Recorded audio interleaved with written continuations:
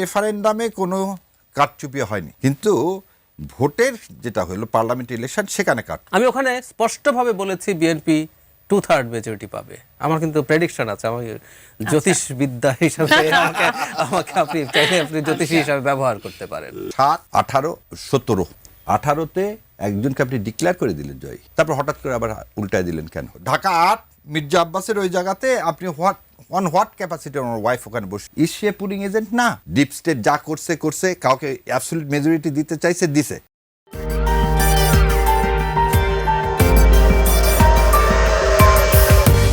আমি নির্বাচনটাকে দুইটা ভাগে ভাগ করতে চাই। একটা হচ্ছে সকাল 7:30 থেকে বিকাল 4:30, আর 4:30 থেকে পরের অংশটুকু।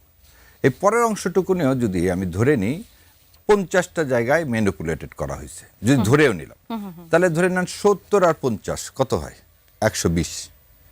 জামাত ইসলাম কিন্তু ক্ষমতায় যাচ্ছে না, কারণ ক্ষমতায় যেতে গেলে কিন্তু 150, মানে যদি আমি ধরেও নিই তর্কের খাতিরে, তার মানে মানুষ কিন্তু রায় দিয়েছে বিএনপির পক্ষে। সো এইটাকে সেজন্য বিএনপিকে আমি আমার অন্তরস্থল থেকে তাদেরকে কংগ্রাচুলেশন করতে চাই, কারণ মানুষ, আমরা কি চাই?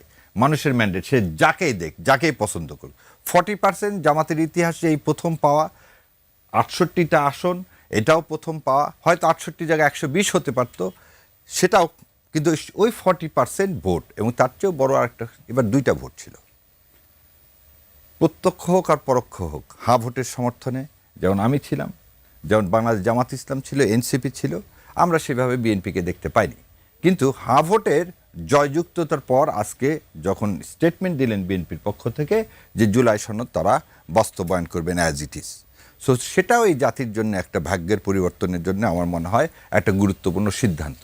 এখন আজকে আরো একটা সিদ্ধান্ত, প্রধান বিচারপতির কাছে ওনারা শপথ পড়তেছেন সবাই, যেটা কনস্টিটিউশন যদি মেনে নেন তাহলে হওয়ার কথা না। তার মানে কি আমরা আবার সবাই মিলে কিন্তু জুলাই সনদকে অন করলাম? আমরা এমন একটা ফ্যাসিস্ট রিজিমের কোনো পেতাত্তার কাছ থেকে আমরা শপথ নিচ্ছি না। তার মানে কি আমরা এখন হাদিকে ধারণ করতেছি, আমরা 24কে ধারণ করতেছি, 71কে ধারণ করতেছি।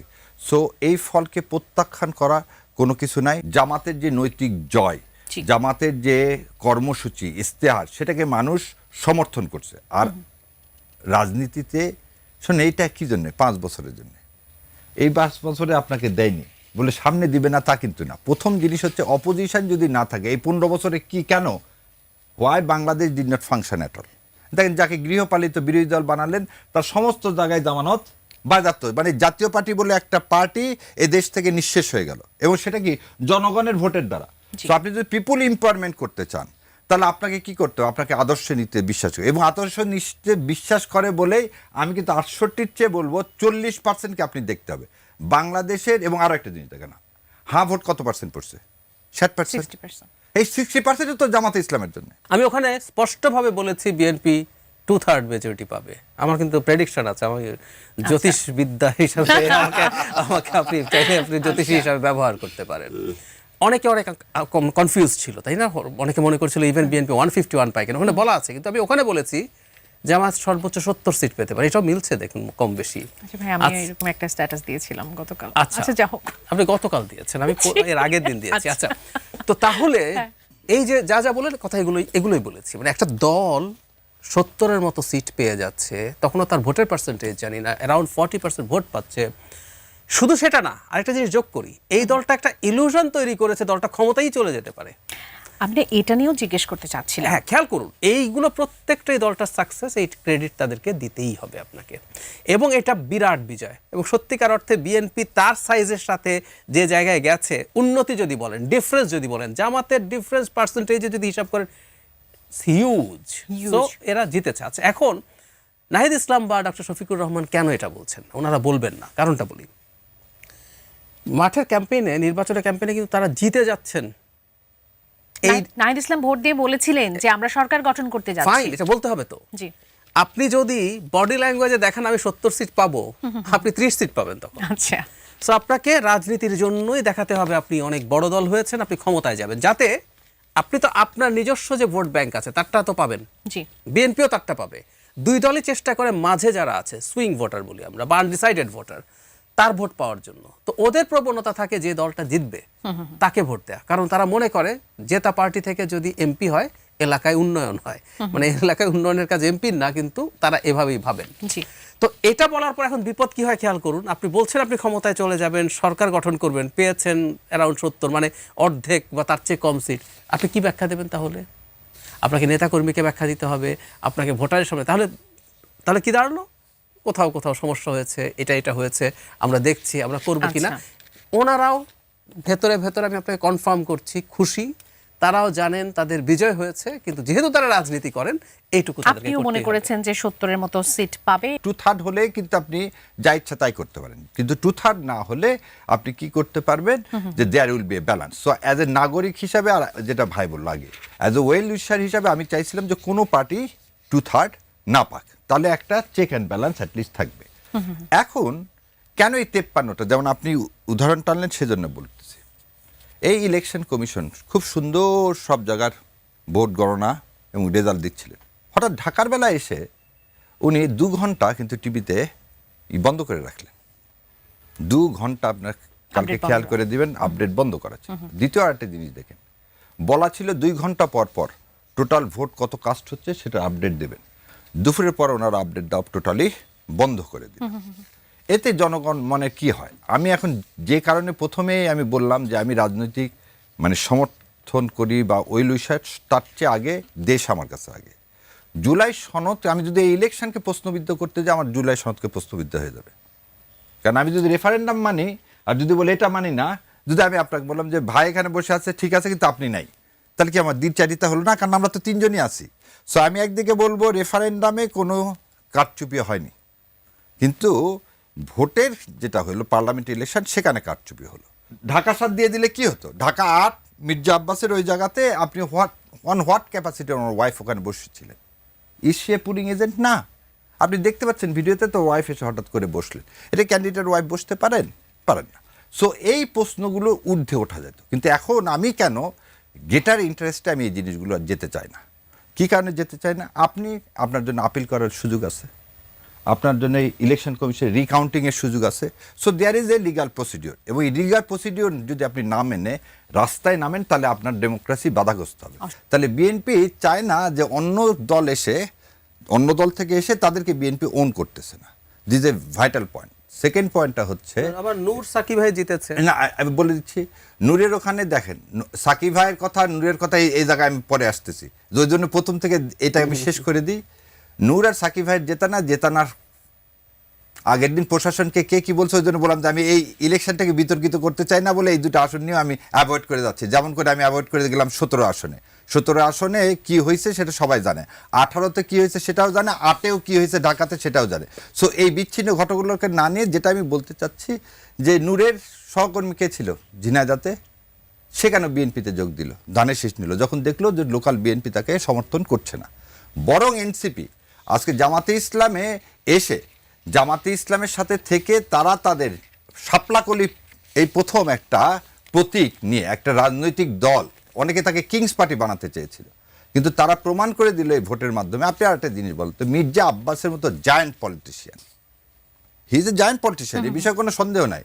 তার খালি ঘাম ছুটানি তাকে হেরে দিয়েছে। আমার ব্যক্তিগত, আগের দিন রাতের বেলা গেছি নওগাঁ সকালে ভোট দিছি, দিয়ে আমি গেলাম বগুড়ার পর গেলাম সিরাজগঞ্জের পর পাবনার পর টাঙ্গাইল, তারপর ঢাকা 15 আসন। এতগুলো জায়গায় আমি কিন্তু ভিজিট করছি, একটা জায়গায় দেখিনি আমি পুলিশকে কি করতে সক্রিয় ভূমিকা। দূরের কথা, আপনি এদের গাজীপুর চৌরাস্তায় সমস্ত রিক্সারা মাঝখানে বসে থেকে তারা তাস খেলতেছে, আর পাশে হচ্ছে পুলিশ দ্বারা আছে মেন রোডের উপরে।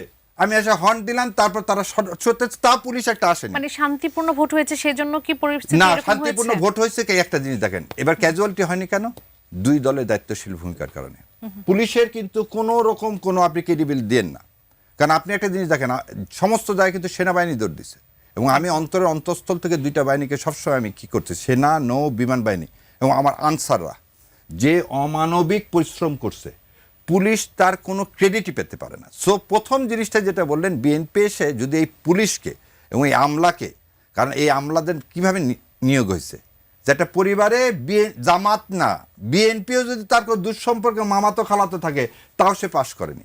সো সে আমলা দিয়ে আর যাই হোক আপনার কি হবে না, রাষ্ট্র পরিচালনা হবে না। এবং সেই কারণ বুঝতে পেরে তারা রাষ্ট্রপতির কাছ থেকে শপথ না নিয়ে প্রধান বিচারপতির কাছ থেকে শপথ নিচ্ছেন। আর ভাই যে আর একটা কথা যেটা বললেন যে অ্যাবসলিউট মেজরিটি, হ্যাঁ যদি ভালো করেন, হ্যাঁ ওয়ার টাইমে তো অ্যাবসলিউট পাওয়ার নিয়ে নেওয়া হয়, কিন্তু বিএনপি যেভাবে মানে আজকে ক্ষমতা এসছে, মানুষ ক্ষমতা দিছে, 200 সিট পাইলে ধরে নেন আপনারা 212টা তো পাইছে, 12টা যদি না পাইতো 190টা পাইতো, কি হতো?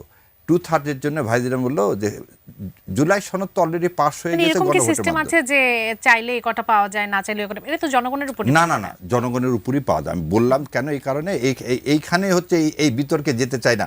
ইলেকশন হয়ে গেছে, ডিপ স্টেট যা করছে, কাউকে অ্যাবসলিউট মেজরিটি দিতে চাইছে, দিছে। আমি আর এই বিষয়ে যেতে চাই না। আমি চাই যে সোমবার দিন সমস্ত দলেরা শপথ নিক, একটা ভালো সংসদ আসুক, ইনশাল্লাহ এই বিএনপি যে জুলাই সনদকে বাস্তবায়ন করুক, এটাই। শারীর ভাই, আপনি কি মানে মনে করছেন যে নির্বাচনে ডিপ স্টেটের কোনো ভূমিকা ছিল? আমাকে যদি আপনি জিজ্ঞাসা করেন 7, 18, 17, 18তে একজনকে আপনি ডিক্লেয়ার করে দিলেন জয়ী, তারপর হঠাৎ করে আবার উল্টায় দিলেন কেন? আপনি 17তে আপনি ভোট বন্ধ, ওই যে বললাম যে 2 ঘন্টা কেন বন্ধ, কিছু আমি এই জিনিসগুলোকে কেন আমি ইগনোর করতেছি, যার কারণ তার উত্তর প্রথমেই দিচ্ছি যে আপনি যদি এই 53টা সিটও দিতেন, তাও ওনারা কিসে যেত না, ওনারা ক্ষমতায় যেত না, কিন্তু অ্যাবসলিউট মেজরিটি হতো না। আর অ্যাবসলিউট মেজরিটি হলে কি সমস্যা, যে আজকে সকালবেলা একটা পার্টি অফিস একজন খুলে দিয়ে আসছে। আমি একটু জিওপলিটিক্যাল বিষয় নিয়ে একটু ছোট করে জানতে চাইবো। ইন্ডিয়ার এজেন্ডা বাস্তবায়ন করতে গেলে কাউকে 2/3 মেজরিটি লাগবেই। এইটাতে আমি হচ্ছে আশঙ্কিত যে ইন্ডিয়ার এজেন্ডা যেন কোনোভাবে ভারতের আধিপত্যবাদ আবার এদেশে কি মাথা চেড়ে না ওঠে। এদেশে বলয় যাবে বাংলাদেশ, এখন আসলে কোন বলয় যাবে? বাংলাদেশের বলয় থাকবে। বাংলাদেশ কোনো বলয় যাবে না। বাংলাদেশ কোনো আধিপত্যবাদকে সমর্থন করবে না, কারো দাসত্ব নেবে না। বাংলাদেশ এই যে ভাই যে কথা বললেন, আমি বলি 70 সালে এত খারাপ অবস্থা ছিল না ইকোনমির, যেভাবে টাকা চুরি করে হাসিনা নিয়ে চলে গেছে দেশের। ভাই তো বললো 90-90 না, 70 সালে 71 সালেও এই অবস্থা ছিল না। কিন্তু আজকে যে অবস্থা করে গেছে বিএনপি, এই যে ক্ষমতা নিচ্ছে, ইটস এ টাফ টাইম। যদি সবার সমর্থন না পায়, দেখেন বিএনপি কি বলছিল, সবাইকে নিয়ে 1 মিনিটের মধ্যে শেষ করে দিচ্ছি, সবাইকে নিয়ে তারা সরকার গঠন করতে চাইছিল।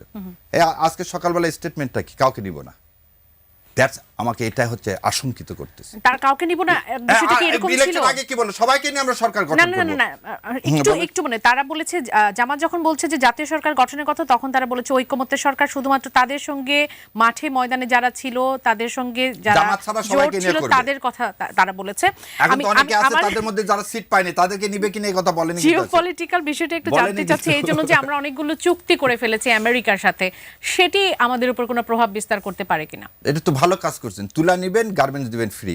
এর চেয়ে আর ভালো কাজ কি হতে পারে? বোয়িং বিমান লাগবে, মানুষ অনেকে করে, আমাদের বোয়িং ছাড়া আর কোনো বিমান নেই।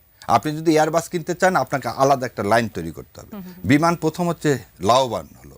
সো রাষ্ট্রের পলিসি নিয়ে, রাষ্ট্রের যদি পলিসি যদি চেঞ্জ হয়, তাদের ওই যে ছবি দেখাচ্ছেন জাতীয় সংসদ, ওখানে হবে হচ্ছে কি রাষ্ট্রের, ওখানে ব্যাংকরাপ্টরা নিয়ে যে, যেমন আজ সকালবেলা শুনলাম যে একজন মহাসচিবের ভাই কিছু টাকা কি ক্ষমা চেয়ে নিয়েছেন।